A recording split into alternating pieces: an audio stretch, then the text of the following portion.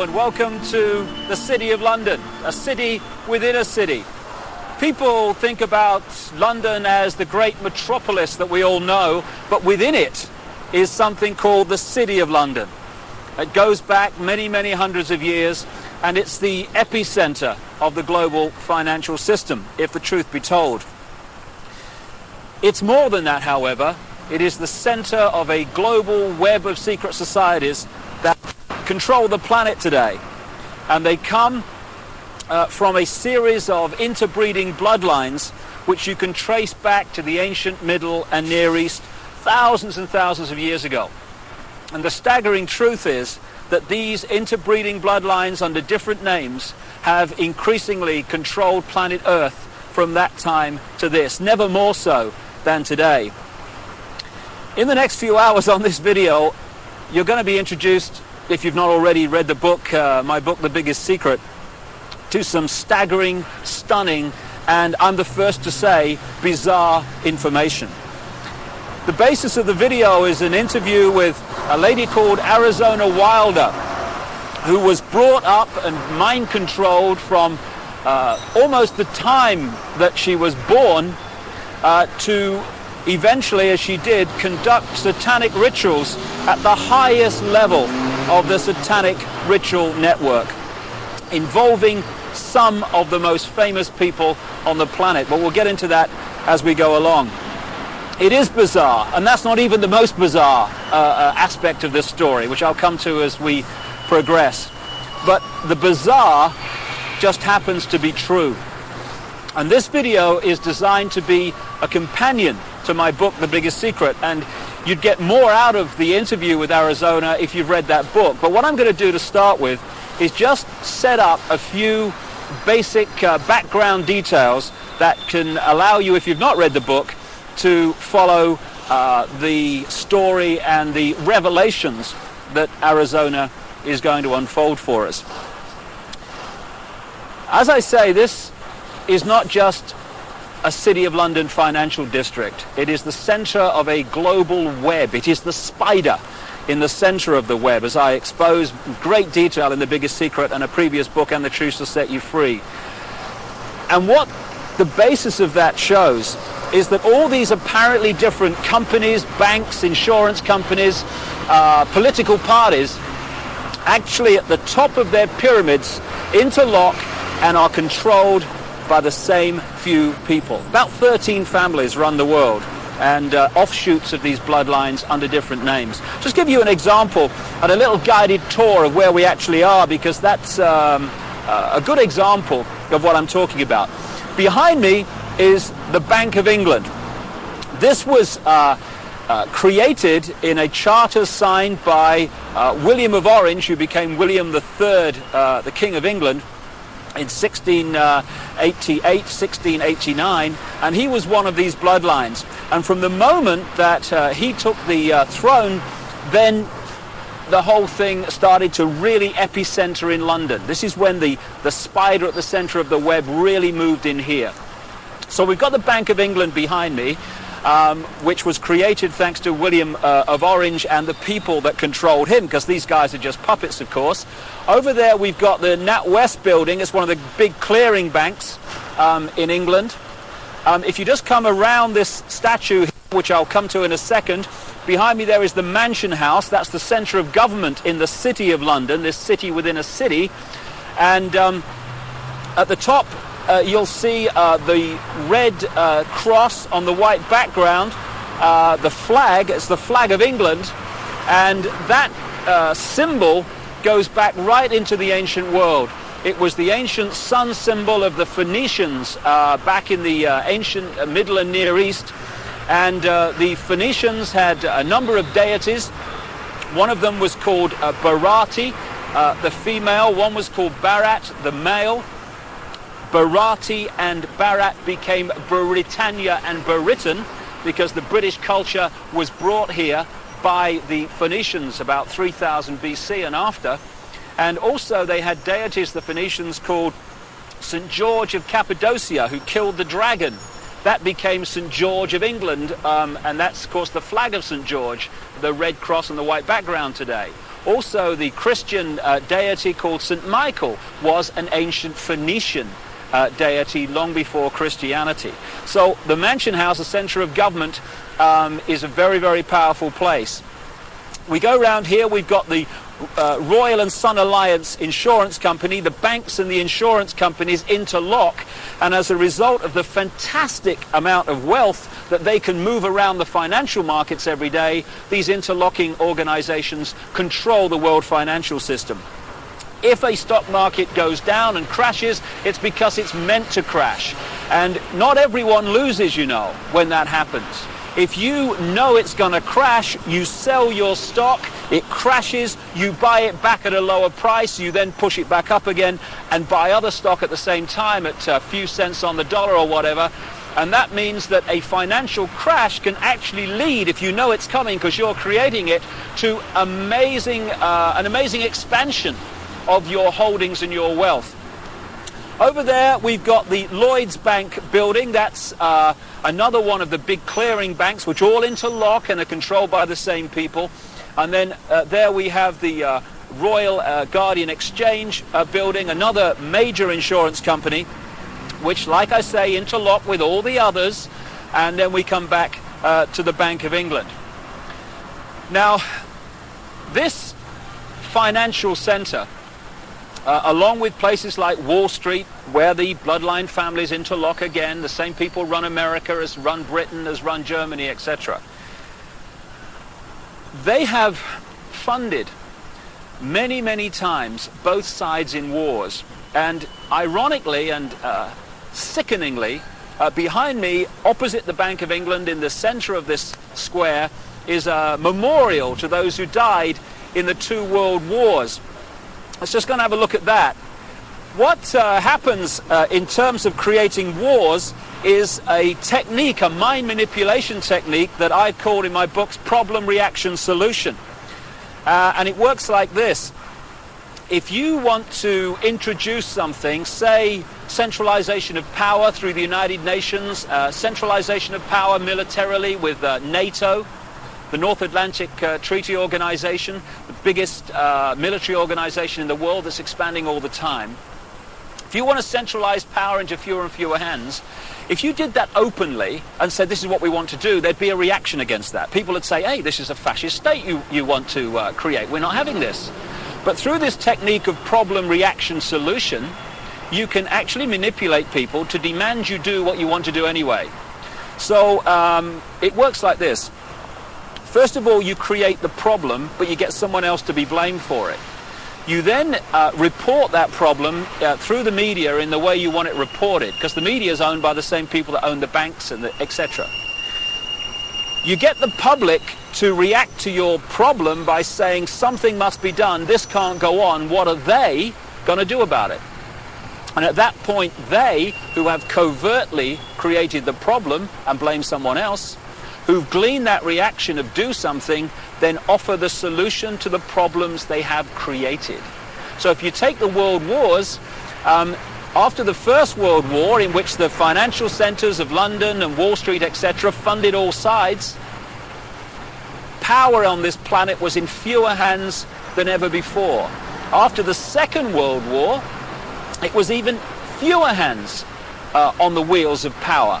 And as a result of the Second World War, we had the creation of the United Nations, we had the creation of NATO, and we had this great centralization of global power. Problem, reaction, solution. This is a wonderful example.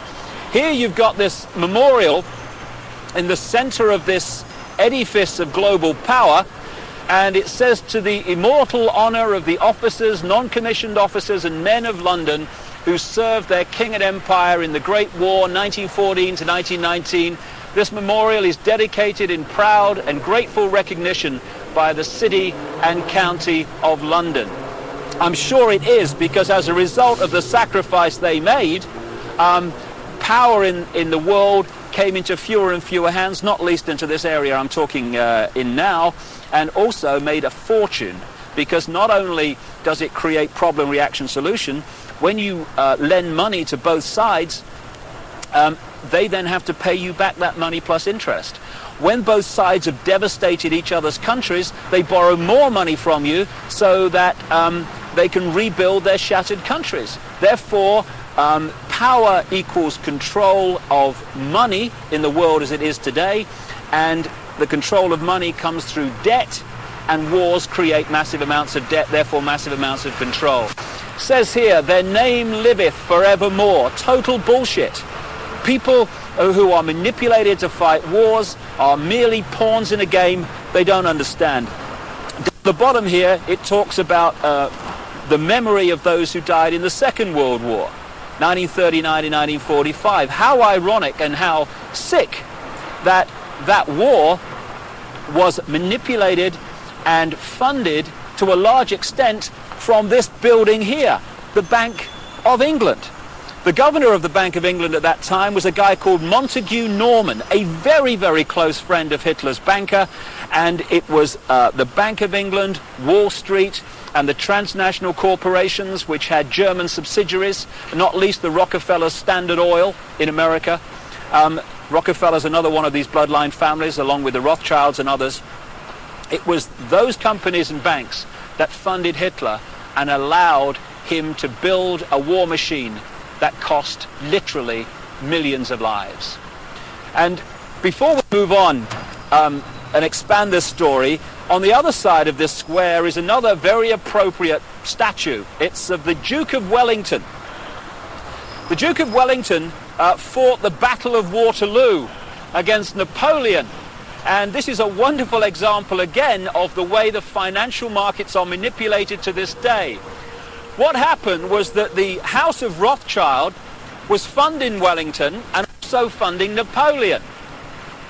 And what they did was they arranged, because communications weren't anything like they are today, of course, back then. What they did, they made sure that they knew the outcome of the war, or the Battle of Waterloo, before anyone else in this area of London did. So they found that Wellington, the Duke here, another bloody puppet, they haven't got the strings on the statue unfortunately, so it's not accurate, they realized that Wellington had won the Battle of Waterloo. What they did, however, was put the rumor out in this area that Napoleon had won the Battle of Waterloo. As a result, there was a panic, stocks fell, there was a crash. What were the Rothschilds doing quietly, secretly? They were buying up all the stock they could at those crashed prices. And then along came the real story. Wellington had won the Battle of Waterloo. As a result, the panic was over, all those stocks rose in price, and the Rothschilds were not only fantastically richer, they owned vast amounts more of the economy of this country and in a much wider area of Europe. So the manipulation of the financial markets, that's just an example from the last century, is very much going on to this day. And it's manipulating your life, what your money will buy, and indeed if you have any money at all. And I'll just finish at this location by focusing yet again on the Mansion House. Arizona Wilder, the subject of this video, conducted satanic ritual at the highest level, and we'll come to that in detail. You'll see that in the interview. But it's very much part of these bloodlines that have increasingly controlled the planet over the last few thousand years. When you follow them through from the ancient Near and Middle East up into Europe, where they became the European aristocracy and the royal families of Europe, or royal family if the truth be told, because they're just the same bloodlines under different names, over to America and into the modern world, one thing follows again and again: human sacrifice, satanic ritual, blood drinking, and all this stuff. And I've talked to a number of people who have seen these rituals in the City of London, who have been subjected to some of them. And the Mansion House, the centre of government in the City of London, is one of the key places where it goes on around here when work here is finished for the day. And satanic ritual is very much part of the next topic I want to raise and talk about at another location, and that's mind control. A few can only control billions and the direction of their lives if they manipulate the way we think and manipulate the way we feel. Only by doing that can they control us, because there's not enough to do it physically. And so mind control is the foundation of how it's done, and we'll talk about that at the center of global mind control, at the center of the network that generates it, and that's the Tavistock Institute, not far from here, yet again in London. Well, we're now just a short drive from the City of London, next to this very appropriate poster, Very Bad Things, and I'm on my way to the Tavistock Institute. It is the center of global mind control and the network that does the research and creates the data and advances the techniques to mind control people in many ways. When you think about mind control, you might think of the Manchurian Candidate and some robot with a gun. Kill, kill, kill, kill. But mind control is much bigger than that. If you take the definition of mind control to be manipulating the way people think and therefore behave, then the question is not how many people are mind controlled in the world, it's how few are not. Because every time you read a news story which is slanted to get you to see the world, a person or an event in a certain way, and you accept that slant and take it as truth, you're being mind controlled. Every time you see an advertisement and it persuades you to buy something you don't really need, you're being mind controlled. So all these different techniques are used all the time to get us to think and behave the way this few, this clique, this elite want us to. Problem, reaction, solution, getting us to react to events and demanding solutions, the solutions the elite want us to demand. That's also mind control. So mind control is a vast, vast subject. And you know, in the streets of the cities of the world, or the towns of the world, you get these people with the clipboards that are asking you questions called opinion polls. Well, we're led to believe that these opinion polls are to get a feel for what people want so that we can give the people what they want. No, no. Overwhelmingly, those opinion polls are designed to find out if the programming, the manipulation of the public opinion, of the collective consciousness, is actually working. So they'll ask your opinion on various subjects, and if 80% say, yeah, we think in this certain way about this subject, okay, the programs work, brilliant. If only 40% think that way, then the question is, the manipulators ask, what more do we have to do to get more people to think the way we want them to think? So it's all about mind control and emotional manipulation. That's how it works. And we've just reached a point here, a military establishment. The Honourable Artillery Company headquarters, SAF. What is the military? What is the training for the military except fundamental mind control? What happens when you go through the training, especially in the elite organizations like the SAS and the Parachute Regiment in this country, or the Delta Forces in the United States? It is to get human beings to give their thinking processes away to those in the peak caps that have more stars or more stripes on their arm. And you want people in the military to so give their mind away that when someone in a peak cap says, shoot this group of people, then without saying, well, why, or what have they done to me, or whatever, it's all over. Yes, sir, yes, sir. The yes, sir mentality, mind control. And if those people had a drink with the opposition, the opponents, the enemy, they'd probably get on fine. But they don't get to that stage, because when the peak cap says shoot, they shoot. They are mind controlled. And this is what the military is about. So you have mass mind control, you have individual mind control, and I'm just going to now walk just around the corner from here and take you to the headquarters of global mind manipulation. Mind control has been known about for a very, very long time. And to understand many of the things that Arizona will be talking about in the interview, you just need to explain one of the fundamental techniques of mind control. It's called trauma-based mind control. There is a mechanism in the mind that shuts out the memory of trauma. You know when you have a car accident and you can't remember what happened before, the trauma of the actual accident and immediately afterwards? That's because the mind puts an amnesic barrier around trauma. Now that's very, very good, because obviously we don't want to keep reliving and re-remembering severe trauma like accidents and horrors of that kind.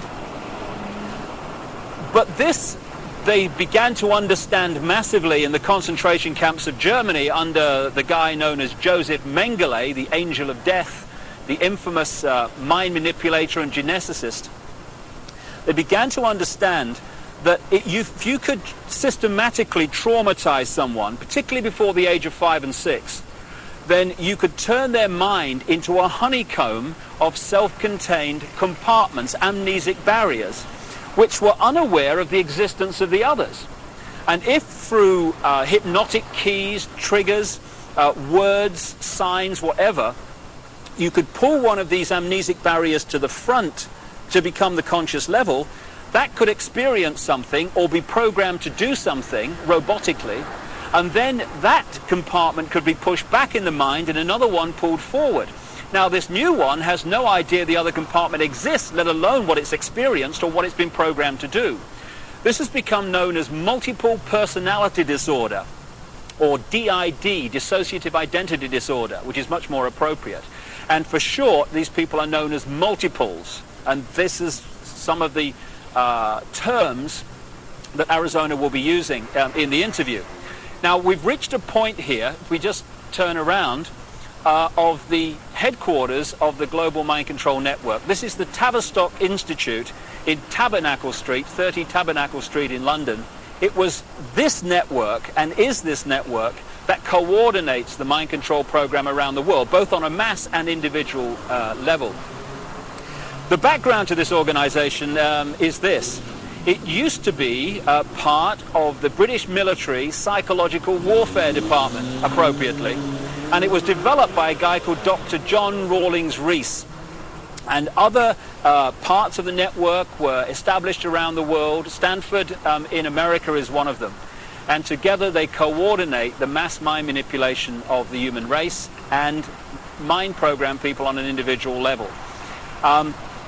Just to give you an idea, these mind control people are overwhelmingly those that do the assassinations. Why is it always a lone nutter that's responsible for assassination? So people say, oh, he was just a nutter.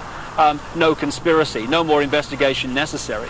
Why is it that the same psychological profile keeps turning up all over the world with guns, going crazy with guns in the street, killing people, creating problem, reaction, solution situations in which legislation comes through and is introduced as a result of those horrors?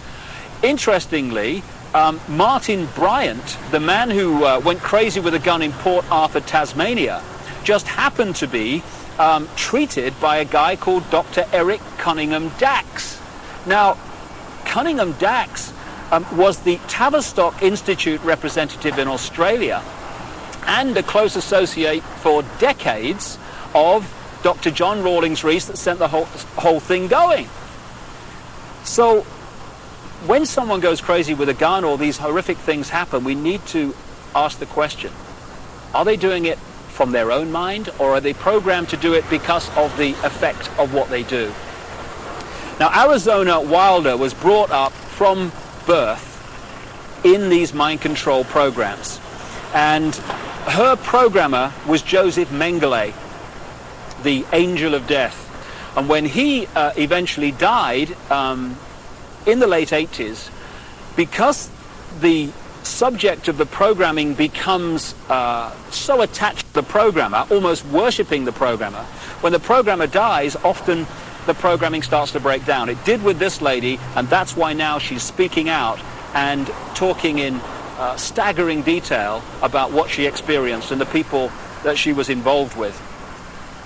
People might find it hard to believe that Joseph Mengele was in the United States and South America after the war, but there was a British intelligence, American intelligence operation called Project Paperclip, which got people like Mengele and other leading Nazis out of Germany at the end of the war to continue their mind programming and to continue their genetic research and manipulation in America after the war, in the United Kingdom also. So this is some important background to this Arizona Wilder interview, but it's not even the biggest secret. The biggest secret is even more bizarre than that.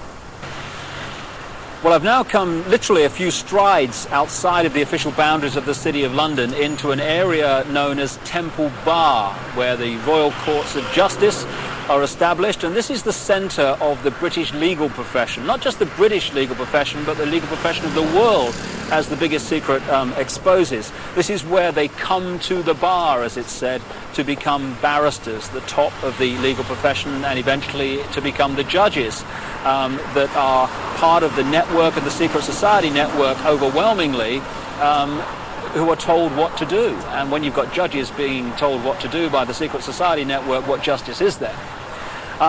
Temple Bar is named after the Knights Templar, one of the secret societies in the ancient world that I talk about in my books, and they were part of this network, and their successors are continuing that manipulation and agenda to this day. Now, I'm standing across the road from the Royal Courts of Justice here, outside something called the Outer Temple. This is one of the major secret societies that manipulate and control the legal profession and the workings of so-called justice in Britain, and indeed, like I say, further afield. But the reason I've come here overwhelmingly is to point out something in the centre of the road here at the boundary between Temple Bar and the City of London.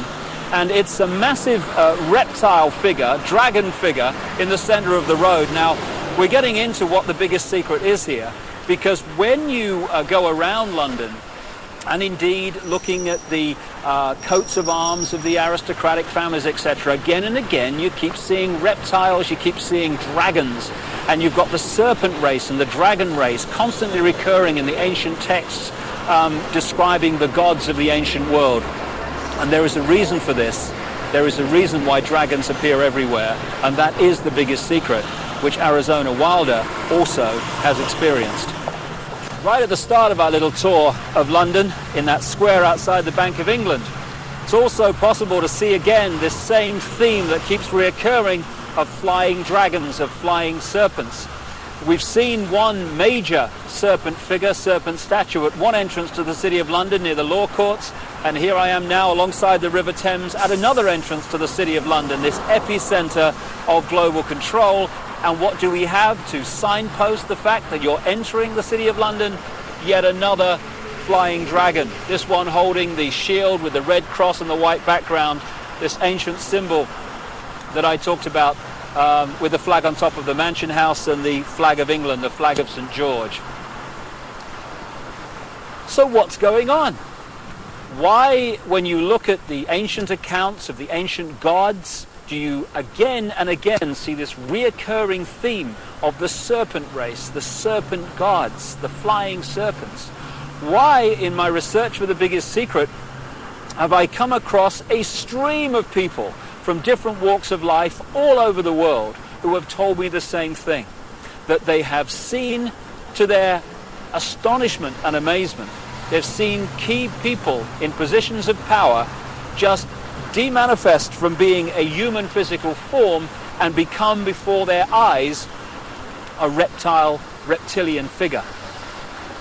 When you look at the ancient gods of the Indus Valley, they talk about the Nagas, the gods who, wait for it, had the ability to manifest as human or manifest as reptiles. This is absolutely vital to understanding parts of the Arizona interview, because she has experienced exactly this. And the background to what's happening is quite simple. This three-dimensional world that we appear to live in is only one frequency, one dimension of existence. We have a frequency range which we can perceive. We call them the physical senses. But outside of that range are other frequencies, other dimensions of existence and life that are sharing the same space that we are. In the space that my body is occupying now, for instance, are all the radio and television frequencies broadcasting to London. I can't see them, they can't see each other, they're not aware of each other because they're on different frequencies. Only when the frequencies become very close do we have what we call interference on the television or interference on the radio. And it's the same with creation. We live in conscious terms in this three-dimensional world. So this is our reality, this is what we perceive. But there are other dimensions. And the one closest to this is the fourth dimension. And staggering as it may seem, and you really have to read The Biggest Secret to see the immense supporting evidence for this, a reptilian race from this fourth dimension is the source, or one of the key sources, of the manipulation of this world. Back in the ancient world, again documented endlessly in so many parts of the world, in ancient texts and legends and accounts, are the stories of how this extraterrestrial race interbred with humanity, creating hybrid bloodlines. And when you do the genealogical research, you find that it is these human-reptile hybrid bloodlines that actually have occupied the major positions of power through the history of the last few thousand years, and today are in the key positions of power, running the banking system, the business system, the politics, the military, etc. And Arizona Wilder, who had no idea of all this other information coming towards me in researching The Biggest Secret, when I met her, she said and told me about how at various satanic rituals involving the most famous people in the world, she had seen them again and again turn into reptile figures and then come back again during the ritual. I got a call from the head of an organization in America called Parents Against Ritual Abuse, who told me again from her experience how many of her clients who had been subjected to satanic ritual had reported the same story of how the participants had shape-shifted, as the term goes, from human to reptiles and back again during the ritual. And one of the key areas, one of the key families identified by Arizona Wilder in her accounts is one not too far from here, and it's very famous indeed. And that family and that bloodline live here, or at least partly live here. Buckingham Palace, one of the many palaces and homes of the British royal family, the House of Windsor. They're seen as bastions of the establishment, the British establishment, but in fact the Windsor bloodline is not British at all, it's German. It's really the House of Saxe-Coburg-Gotha. And on Prince Philip's side, the husband of the Queen of England, he's a Mountbatten, which is really Battenberg. Again, another German line. In 1917, they changed the name from Battenberg to Mountbatten, from the House of Saxe-Coburg to Windsor, because at that time, you may recall, the German nation and the British nation were knocking hell out of each other in the trenches of northern France. And it was good PR from the British royal family's point of view to just change their name to sound more English. And this is just the farce and the facade behind so much, or behind which so much goes on. However, most people, if not almost everyone on the planet, would find the fact that the House of Windsor are one of these reptilian-human hybrid lines that shape-shift between human and reptilian form to be utterly, devastatingly ludicrous and unbelievable. I understand that. But the truth, the real truth, often is. And Arizona Wilder, in the interview that's coming up now, is going to talk about her experiences of seeing this happen. Well, I think that's all you need to know and appreciate to understand the kind of information that Arizona Wilder is going to reveal to us now, except one thing.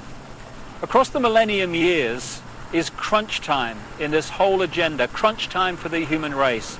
This is the time when this network of interbreeding bloodlines wants to bring in its global fascist structure of a world government to which nation states would be administrative units, of a world central bank and a world currency, a currency that wouldn't be cash, it would be merely electronic, for which there are fundamental implications for human freedom.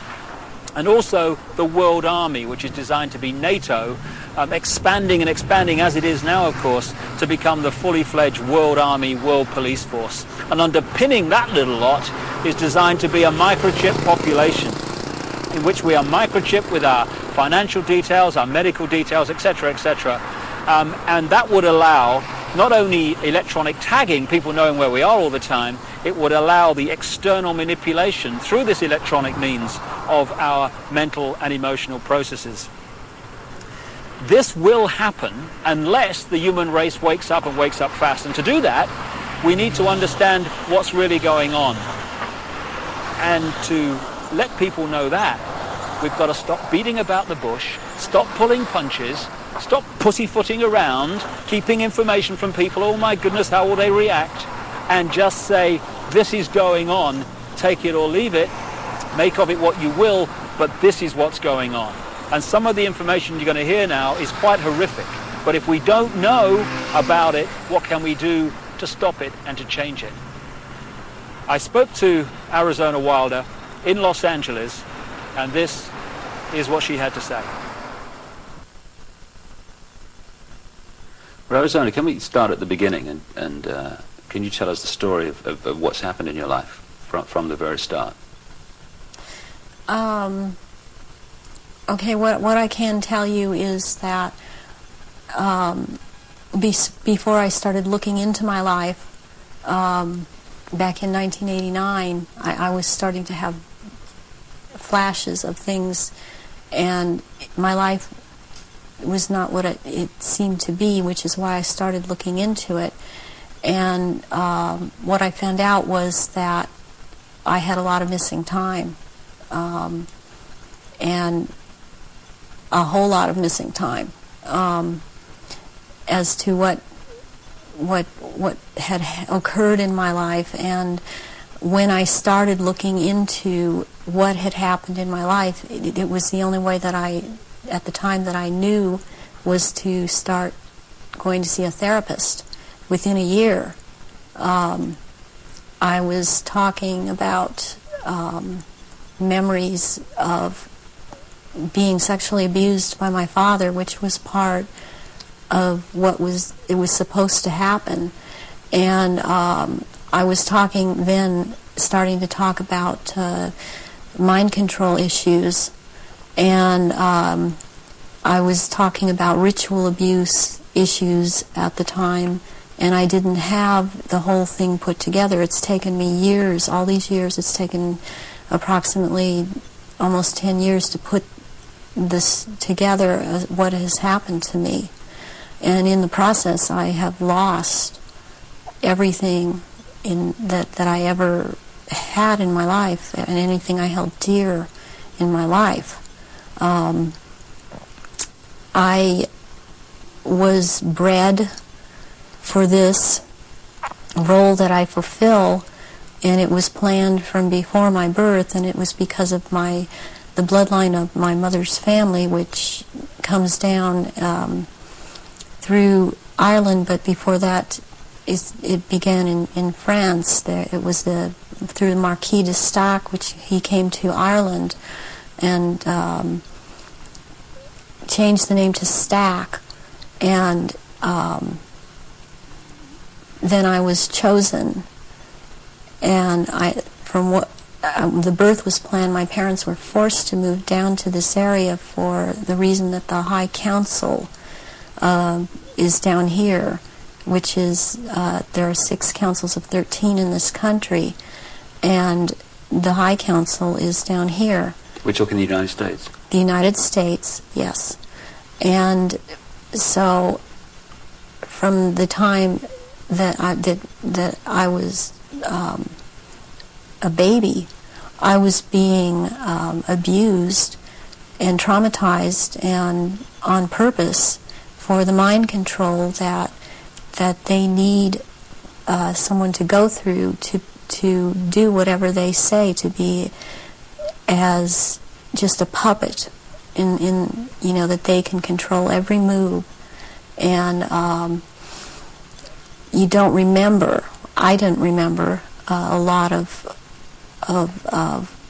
things, because I have, as a result of all of this mind control, split off many parts that all hold memories, hold feelings, hold programs, hold information, and I've been working very hard to pull all of that up.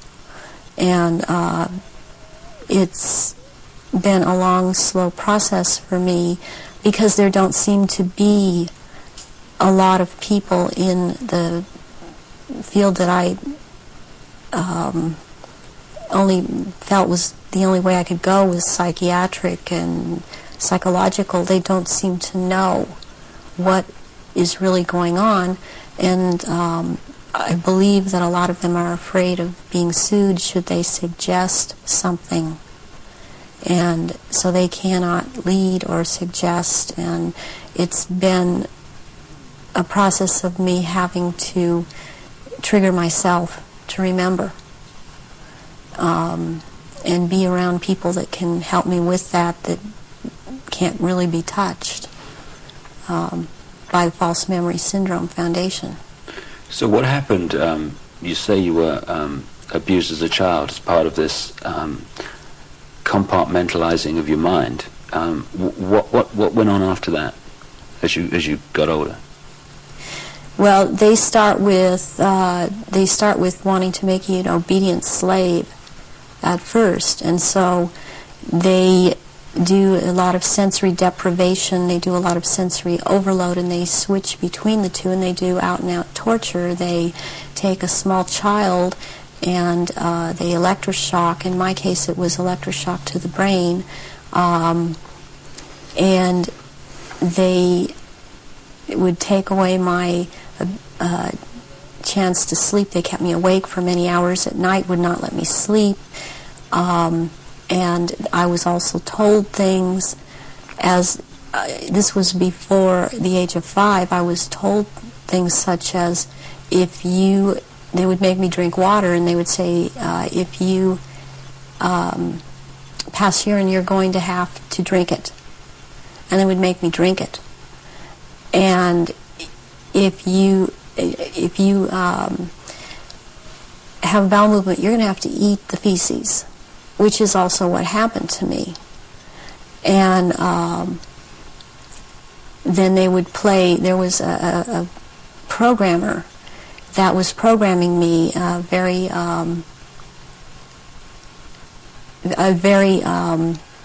infamous person in history, who actually has been in this country, and he was known as Dr. Green. Who he actually was Dr. Mengele, from Joseph Mengele, from the concentration camps in Germany, and he stayed a lot at China Lake Naval Weapons Station out here in Southern California, in the desert area. And I would be around this man a lot, and he used to tell me that the scar that he had on the left cheek of his face was actually from, he was into fencing, and that it was from that, but actually the scar on his cheek was from one of his own programming techniques, that he would put a child in a box and with a sword and tell the child to defend the box, even if it meant his own death. Then he'd tell another child to break into the box, and which this child would do, and then the other child would then jump out of the box and shove the sword or the lance straight through the other child. And at one point he got into it where this child actually got him in the face with the sword. And he would wear a huge emerald ring on his left hand, on this middle finger, and he would twist this emerald around, and for programming, and he was into using long-colored ribbons of different colors, and you had to choose a certain ribbon, or you were given a certain ribbon, and that meant that this certain thing was going to happen to you. and it was like picking sticks out or drawing sticks out of a hand, out of someone's hand. I saw games of Russian roulette played where it was chosen beforehand that a child would die, and the child would put the gun up to his head and pull the trigger, and this child would end up dying.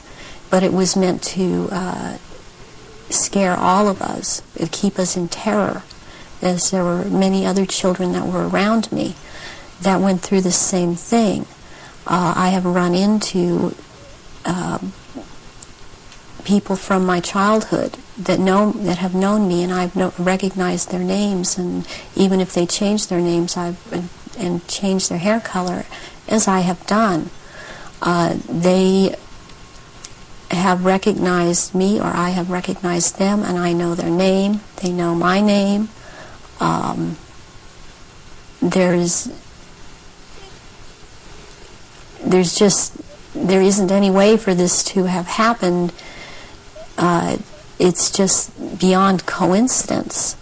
And when you get older, I mean, they start taking, this programmer in particular, Mengele, would take me to rituals. I went to rituals with him all over this country and in Britain and in France, and it was known by intelligence agencies in this country that this man was here. They brought him here. Is that Project Paperclip you're talking about? Yeah. Through the OSS. And my family, or my so-called family, are all DID. They have not. They are very well programmed, and they have not sought help. They have not gone in and tried to figure out what's happened. They believe they've had this certain kind of life that they've had, and as far as they are concerned, I am crazy. And they have much different memories of what I have, and I was always told certain things by my parents that my sisters were never told. And biologically, I have to add at this point that my mother is my mother. I am not biologically related to my father. And this has to do with the bloodlines, and his was considered impure. And this is all about purity of the bloodline. And that is why I am involved in this. There are people that are involved in this that it is not so much because of bloodline, but they have the ability to dissociate and be used as slaves by these people. You say that you come from a certain bloodline, and there is this obsession with bloodlines that this Brotherhood Illuminati have. Why is that? Because what first started coming out was about the Aryans, and the purity of the blood. And what it's all about is that the blood and the menstrual blood contains something that is important for the propagation of this race that is controlling things on this planet. And these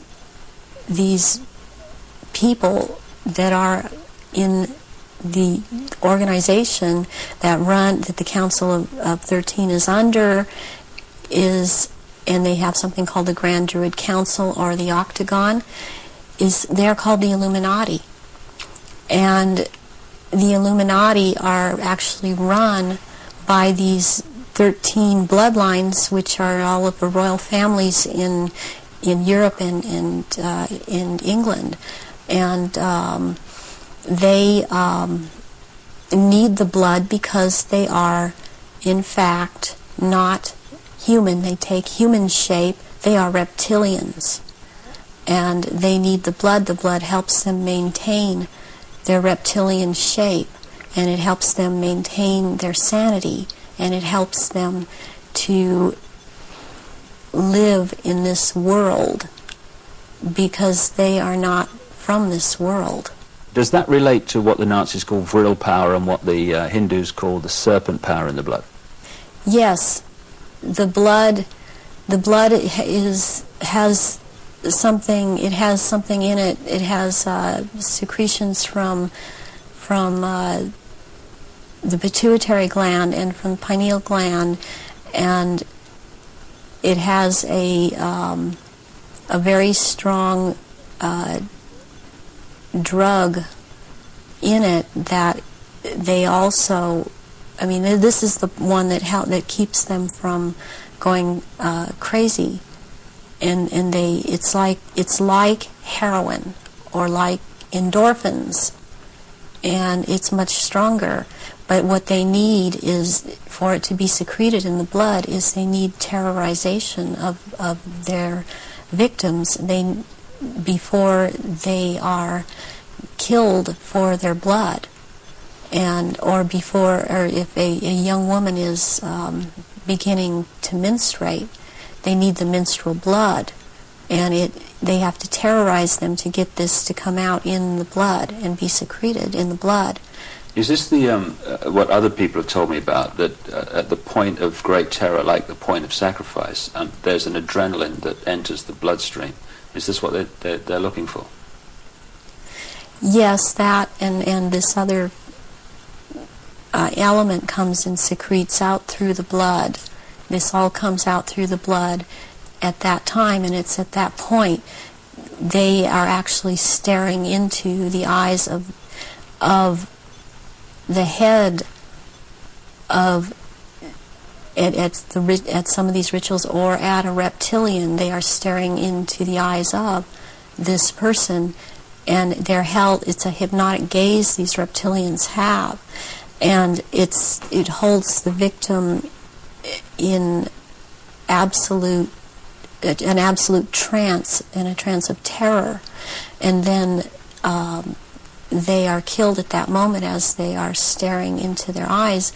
And not only do they can't hold their shape when this happens. The human shape they cannot hold. They go back into reptilian shape as this is happening, because it's like an animalistic type of excitement of the kill. And they oftentimes they will just rip into the victim and eviscerate them and start eating the flesh of this person too. And the fat from the intestinal area is highly valued, as they use it on their skin. And they will drink the blood, and the blood is highly sought after, and it goes according also to rank within these creatures, as to who gets what when.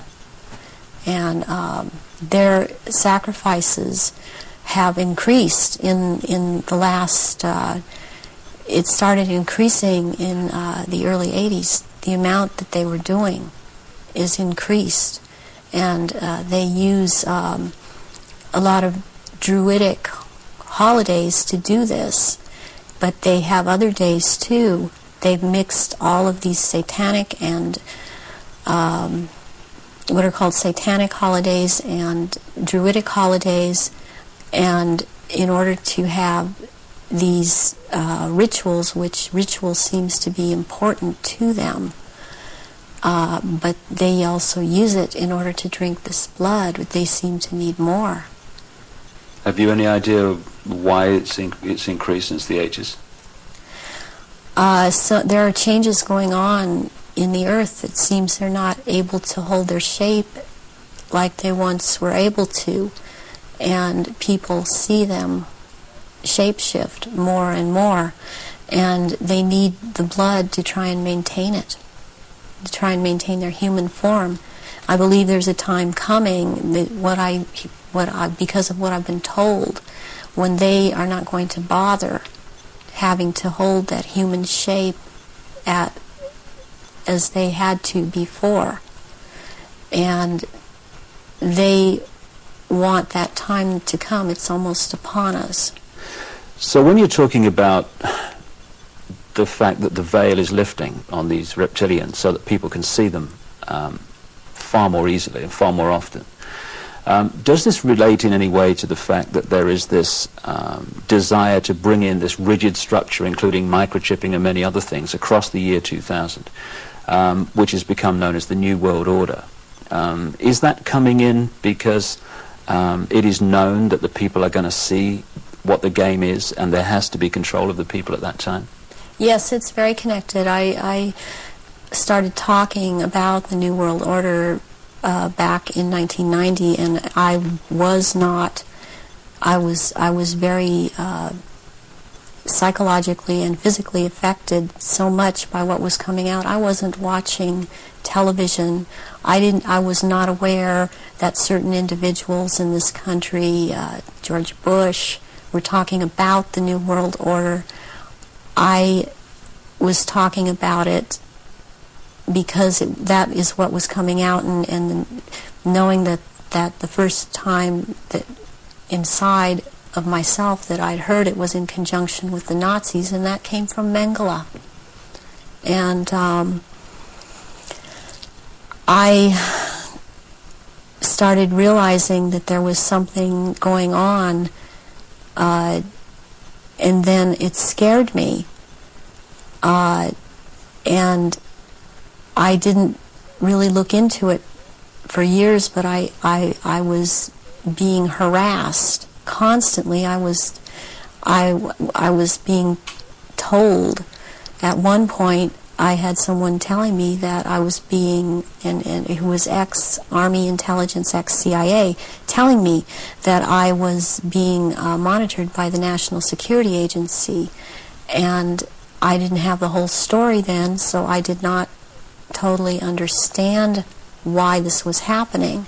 But yet I was being followed by cars or vans that said G12, G14, and in this last year, which has really been very hard, I've been followed by G41 vans, and I had to find out what those were, and that is naval intelligence. But this whole thing is going towards around the year 2000, and when they are going to establish themselves openly as a New World Order, and it's headed toward that, and that's what everything is being prepared to or prepared for. And I have actually got I've got a sleeping program right now to return, because I've left, but to return for that time, and it's called End Times Programming, or Janus Programming. And Janus relates back to Nimrod of Babylon. Yeah, there is a group that used to be in contact with me all the time, and they stopped trying simply because I didn't obey them. They would be in contact with me all the time. They're called Janus, which is also the two-headed Roman god of change, and their headquarters is in Brussels, Belgium, in the NATO building. And they are a group of psychiatrists and doctors who are into mind control, and they are one of the many groups involved with the Illuminati. And they would contact me and tell me, give me directions that I was to psychically kill this person, or psychically injure this person, or scare this person. They'd give me the location. And I started questioning this, and I had a contact who since has seemed to have disappeared because she couldn't get the funding, and I had called her about this group, and she's the one that was the ex-CIA, ex-Army intelligence person, and she knew about these people, and she said, yes, you're right, this is what is going on.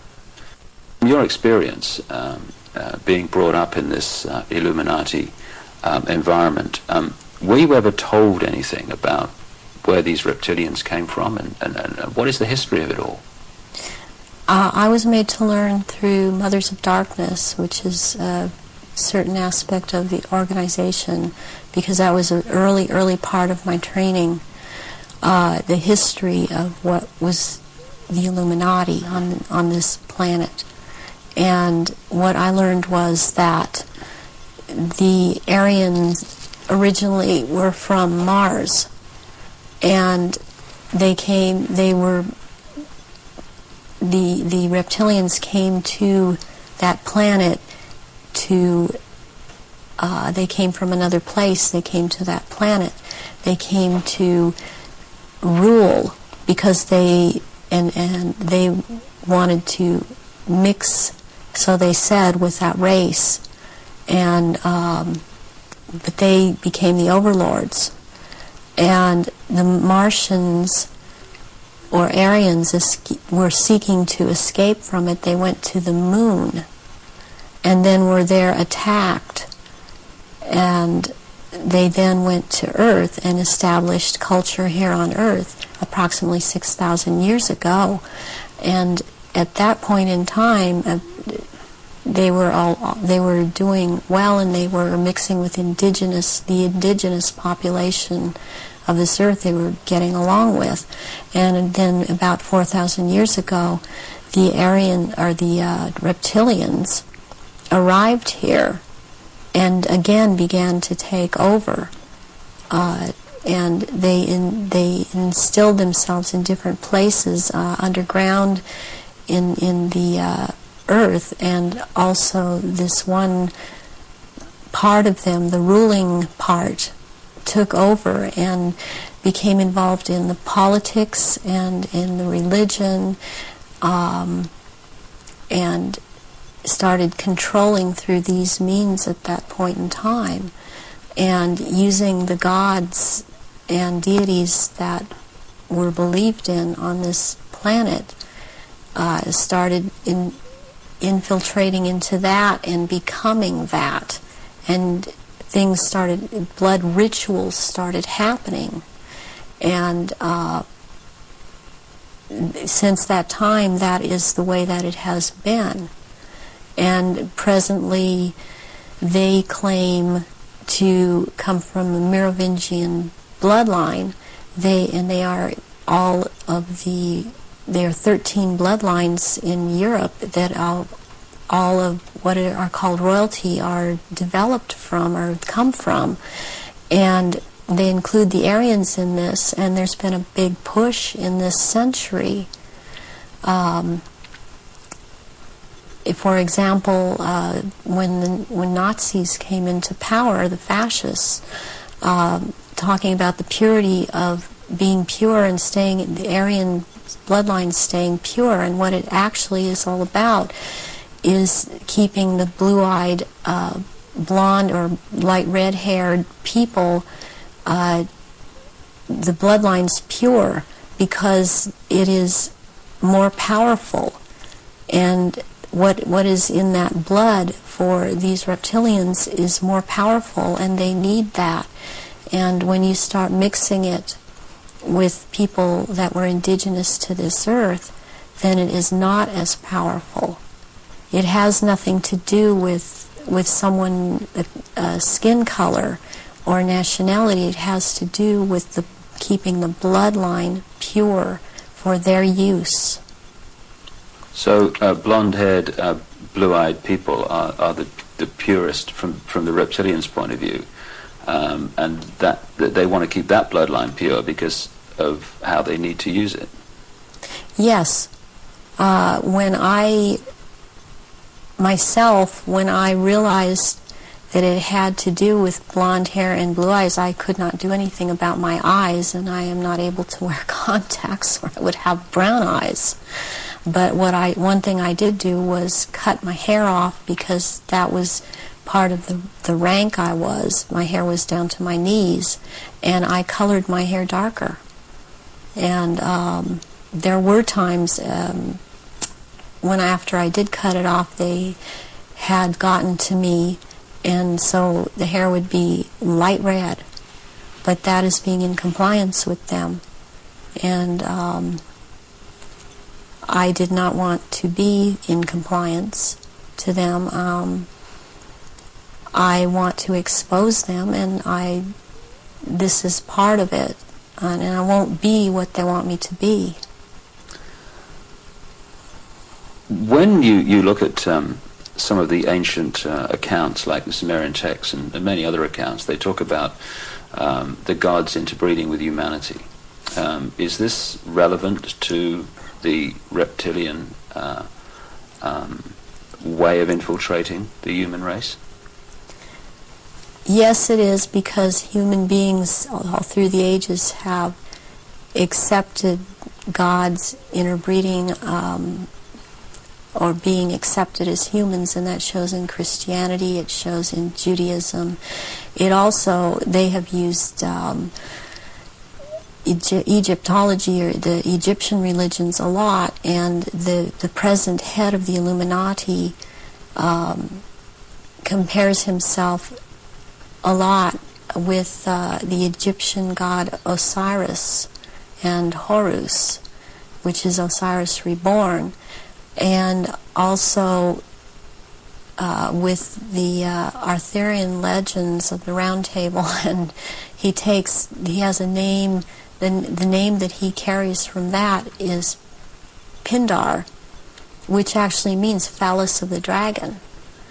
And the other name, Osiris, he has carried because he takes the name at this time, the Marquis de Libero, which means the liberator of or from the waters.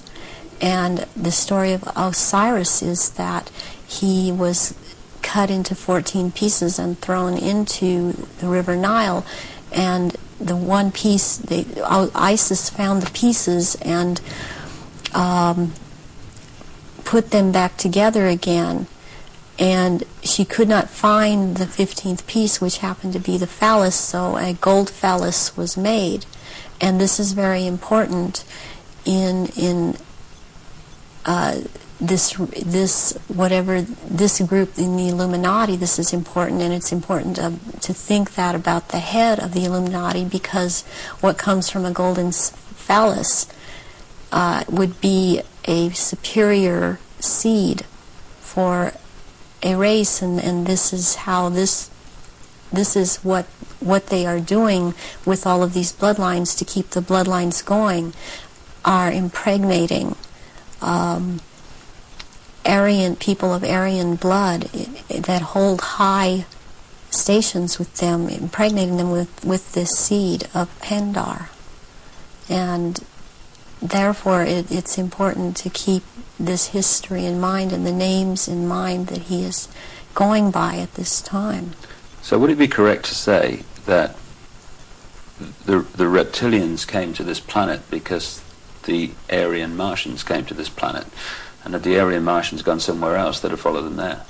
They would have pursued them all over the universe, yes. Can we now go into some specifics about your own experiences? What were you brought up to do? You say that you were identified as a bloodline before you were born. What was the role that you were brought through to play? The role that I was brought through to play was, as in the Illuminati, was as a goddess. Specifically, the address is Mother Goddess, Starfire. And the Starfire goes back to the blood in the menstrual blood, what is contained in that. And the address, the way that I was addressed, was Mother Goddess. There are only 3 Mother Goddesses. There can only be 3 at a time on this planet, and there is a male equivalent of which there can be only 3 of them. Why mind control someone to conduct these rituals, like yourself? Why don't these reptilians just conduct their own rituals?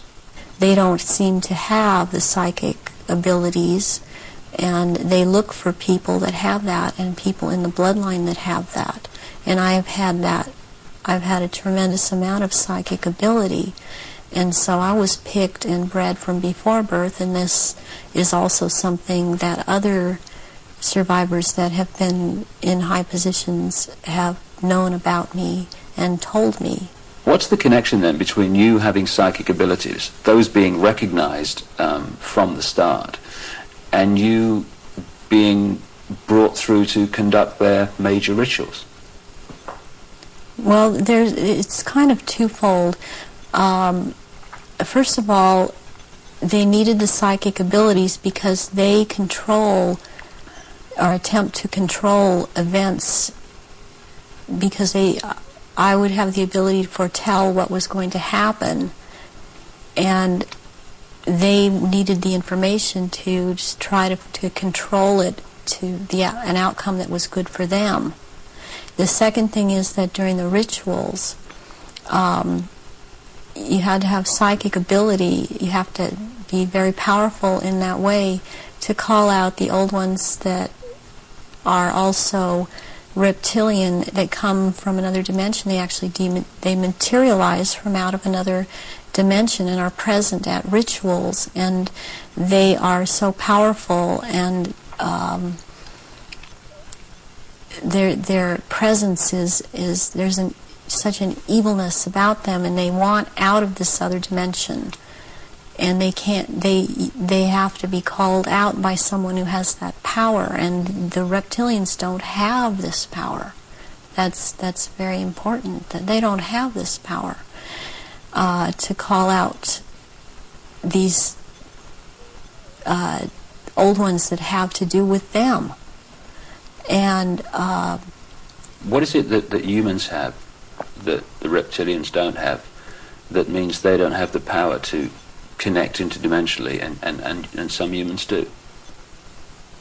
We have the ability to foresee, to be able to become vibrationally higher, and see into those levels, go into those levels, and in fact, agencies use this. They call it remote viewing. Humans have the ability to go into the past, to go into the future, to go to other places, to astrally leave their body, astrally, and to see things that we've always had this ability, and it's like having the third eye, which they don't have. They don't have this ability. So during a ritual, these old ones are called out, and they are what Christianity would have called the demons. They are called out, and there is a circle that it has a hexagon in there, which is a powerful occultic symbol, and then there is a pentagram, and then there, in the middle of that, there is a triangle, and if you're the one calling them out, then you stand in the triangle so that you're not devoured or taken by these creatures that come out. That creates an energy field around you, which they can't penetrate. They can't penetrate it, and they cannot get outside the pentagram. And they want out. They're always demanding to be let out. And so you have to be very powerful to keep them in line and to make them go back when it is time for them to go back. Why do the reptilians want to manifest these quote demons at the rituals? It brings power to the rituals. It brings power to them. They are told things by these entities, and they are encouraged to go on with what they're doing, and knowledge is imparted to them through these entities. but it takes a person with the ability to bring them out and make them answer, because they don't want to cooperate. They have to cooperate when the right person has control over them. And that's to do with that person's energy and ability to use right. energy. Yes. You talked about the Aryan race coming from Mars. One expression of it seems to be very clearly what we call the Phoenicians. The Phoenicians had two deities, St. George, which became a British deity, who defeated the dragon, which seems incredibly symbolic, and also St. Michael, who, according to the legend, banished Satan, or this negative force, into the abyss. Is this symbolism of the abyss anything to do with the fact that these reptilian demons of another dimension are somehow locked in a time-space prison, and they can't get out, and they can only get out when they're brought out in that way? Yes, they want out of that dimension. They have been thrown into that dimension, and they can't leave that dimension. And that's actually what the abyss is about, is being in a different dimension. It's like something to do with the fourth dimension. And before I even knew, for example, what I was saying, or I realized what I was saying, I would be saying things to my therapist and other survivors that the fourth dimension was a dimension to stay away from. Not at that time understanding the whole thing. Why do these rituals take place at certain key times of the year, and so often are related to the phases of the moon? Because the moon has an influence on this planet, and also the sun. These also take place during different things that go on with the sun, but the moon it's kind of a really very cyclical thing with the moon. And it takes place on full moons, new moons. It has to do with the current religion, or what they're using, the Druid religion that they've taken and used. They still hold on to the Egyptology type of religion. They hold on to the Druidism, though, and they're currently calling themselves Druidic or Druid. And Druidism is tied in with the cycles of the moon, on which it has to do with planting, sowing, and harvesting, and there are so many days that they can use from this to their own purpose and their own end, that they bring it about. There's a lot of ritualization with Druidism, and they love ritualization. So take us through one of these rituals that you conducted at the highest level of this global brotherhood. What would happen? There were people that were bred from birth. They were bred to be ritual sacrifices. I have a problem with what they is said a lot today, especially by the False Memory Syndrome Foundation, that how could all of these people disappear, or how could all these babies be born? I worked with a nurse midwife. We did home births, and it's very easy not to register a child when it's born. And then they have these children that they're kidnapping and bringing in from other countries, and no one misses them because these are third world countries. And children they have the most energy, the purest energy, they're the highest form of sacrifice. And they will terrorize these children and mind control these children. And in rituals, by the time they're brought into rituals, they may be drugged, or they may not be drugged, or they may be in an altered state. because of the mind control, and they are used as actual blood sacrifices during these rituals because of, again, reptilians needing their blood.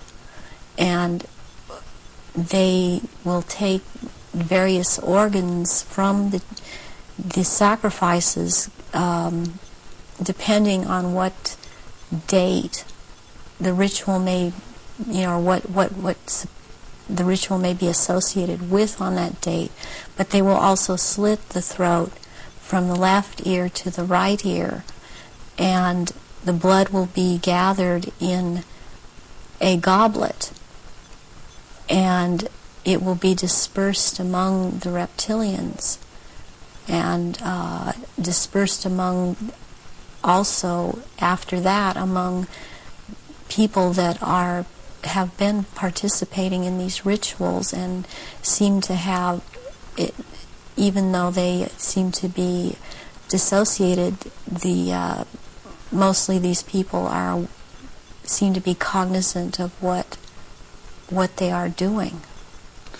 Are these rituals rare? I mean, how many are there that, say, go on a year? I mean, are we talking hundreds or thousands? There are things happening every month of the year. There is not a month in this 12-month system that something is not happening. And it's more than one. I mean, it's every full moon. It's, and the very important rituals are the summer solstice and the winter solstice, and then there is the vernal equinox and the fall equinox. And there is Samhain, and there is Beltane, there is Imbolc in February, there is Lughnasadh, which is in the beginning of August. There's a whole week leading up to Beltane, and also leading up to Samhain, that's called Grand Climax. So May the 1st is Beltane. May the 1st is Beltane. Halloween, particularly in America, has become like a mini Christmas, almost like a holiday of celebration with a trick and treat and all this other stuff. But what actually happens outside the public arena that night of Halloween and into November the 1st? Away from the public arena, there's a ritual that's taking place in 6 different locations in this country for all of the councils of 13 in the area that I'm in. It is the East Side Christian Church on 7th and Temple Street in Long Beach. And it is for the High Council of 13. And in this country on that night, it is a satanic ritual. It's actually, there are 3 nights in a row at that church. The first night is Halloween. What happens on the night of Halloween? That night is about the worship and homage to Satan. And that is what a lot of people in this country know the devil to be. This is about the devil, Satan. And Christianity talks constantly. I mean, I believe they created Christianity to be what it is. And so they also have created this Satan. And so they control in that way. And on that night there's a lot of bloodshed, and there are sacrifices made to Satan. There is a person who plays the part of this in this High Council that has to do with this High Council. He's not on the High Council, but he has to do with playing the part of Satan. He is a televangelist on TBN. He used to be, he filled in for a little while as a lead singer on Iron Butterfly many years ago, and he has long blonde hair. What's his name? At this point, I don't recall his name. It just, I recognize his face. I saw it recently. on TVN, and then this is his cover, or he is DID, and he plays this part, the great deceiver Satan, on that night, on Halloween, at this church. And that is what happens on Halloween. And I mean, what else I must say, what is going on with Halloween in this country? It's just becoming so popular. It is also to desensitize people to the whole thing, and even this backlash Christian movement that wants to call it the Harvest Festival. It does not realize that the Harvest Festival has to do with Druidic religion. And again, they are still doing the same thing and celebrating the Harvest Festival. That's what the Harvest Festival is about. Are many of the so-called Christian rituals, because that's what they are, or festivals or ceremonies, are they actually, to most Christians, unknowing representations of these satanic rituals? Yes, they are. One, for example, Christmas has to do with it's a time, it comes right after the winter solstice, which is a satanic or a Druidic celebration. It has to do, there's a day in there called that day, which is not a day. It has to do with the killing of the old king and the birth of the new king, which is a Druidic day. On the 24th or the 25th at midnight, there is a ceremony that's specifically for children, and it's called the last bulb on the tree. Where does that come from? That is something that's used with children. It's part of programming them into the whole thing. And there were things that would happen to the child that hung the last bulb on the tree on Christmas Eve, as it was a common practice to decorate the tree on Christmas Eve, and the tree in itself is a phallic symbol, and it's paganistic. Christmas is based on pagan day, and back to Roman times, and Christians have given it, they think they have given it Christian meaning, and it means something else, and it does not. But there is the case with the last bulb on the tree that has something to do with what happened to this little girl, John Bonet. John Bonet Ramsey? Yes, John Bonet Ramsey. And